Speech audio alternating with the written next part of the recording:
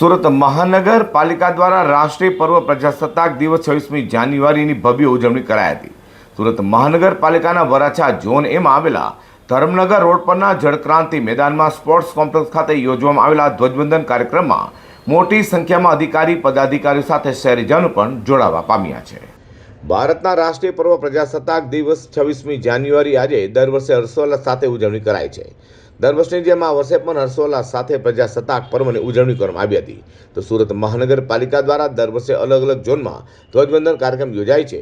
જે અંતર્ગત આ વર્ષે વરાછા ઝોન એમાં આવેલા ધર્મનગર રોડ જળક્રાંતિ મેદાનમાં સ્પોર્ટ્સ કોમ્પ્લેક્સ ખાતે ધ્વજવંદન કાર્યક્રમ યોજવામાં આવ્યો હતો. વરાછા ઝોન એમાં આવેલા સ્પોર્ટ્સ કોમ્પ્લેક્સમાં શહેરના પ્રથમ નાગરિક મેયર દક્ષેશ માવણીના હસ્તે ધ્વજવંદન કાર્યક્રમ કરવામાં આવ્યો હતો. શક્ય બનશે.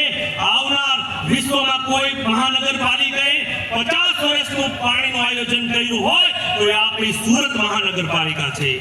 વિકાસની રાહ ઉપર ચાલતા આજે Surat diamond city, textile city અને વધુ એક બ્રિજ સિટી તરીકે પણ ઓળખાય છે.